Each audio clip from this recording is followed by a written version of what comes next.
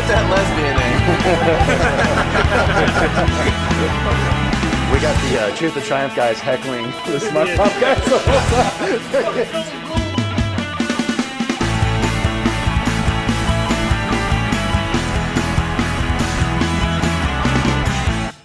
I was actually surprised when Ink Magazine got a hold of us because I have not met anybody from Ink Magazine, nor was I contacted about an article prior to this.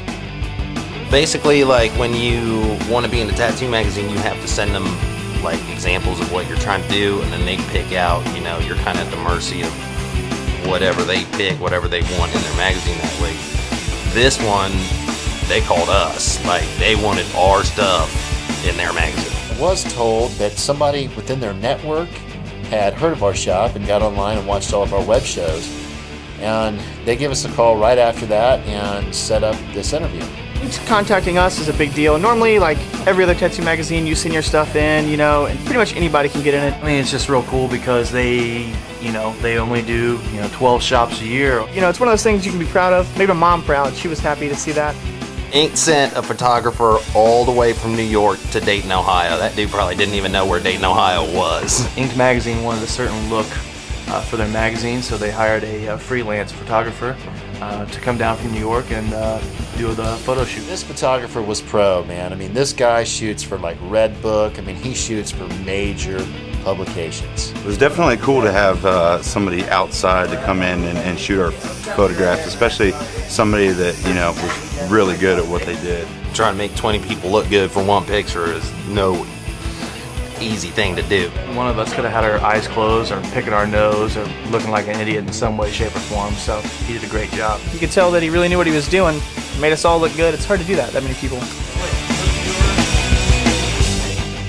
Yeah, so he was taking pictures of, individual shops, group shots. Then he took pictures of individual people, cars, dudes in the cars, the shop. Like, it was a real deal. Who let that lesbian in? You look at the magazine and you see one picture, you kind of take for granted the amount of work that the guy put in. He was in the shop all day and, took countless amount of pictures. So, it's a lot of effort for sure. Now, the guy really went the extra mile and, took pride in his work. I think it was real obvious that he was having a good time, like shooting the crew of people that we have. Oh, it's funny. We got the Truth or Triumph guys heckling the Smart Pop guys the whole time. You could tell during the photo shoot the guy really knew what he was doing. I mean, the guy was definitely a pro. That's pretty good. That's pretty good. I kind of wanted to eat your pussy.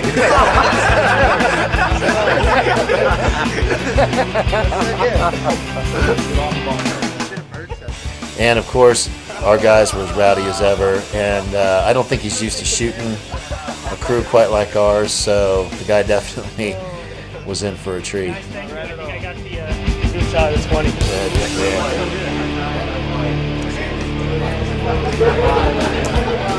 After the photo shoot with like everybody, pulled individual people and started shooting them and interviewing them for, specifically like what they specialize in, stuff like that.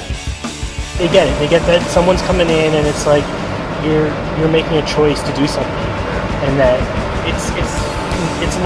it's on you. Yeah. The guy really did take a lot of pride in his work. It's really nice and refreshing to work with people like that. That's how me and my guys and my crew are. We definitely give it 100%. When I first saw it on the newsstand, I was thrilled.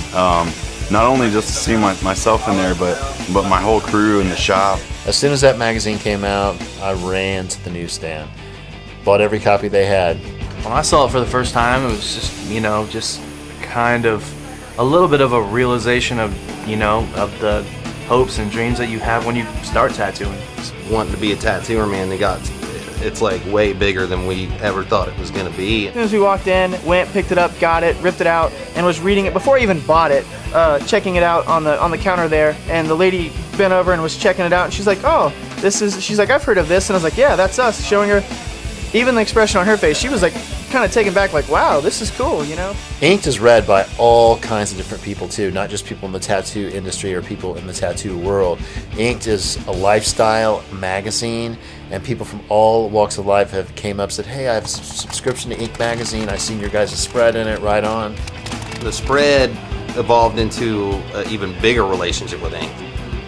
We'll be in every issue for the next 12 months. It's awesome. Now you can't flip a magazine without seeing, especially Inked. Since then, we've done Prick, we've done International Tattoo. It seems like one magazine leads to another, and to another, and to another. So, Full page ads, features, like it's huge for real.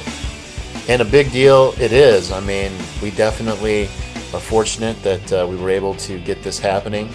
Everybody's seeing that, man, and that's us, and that's when we made it.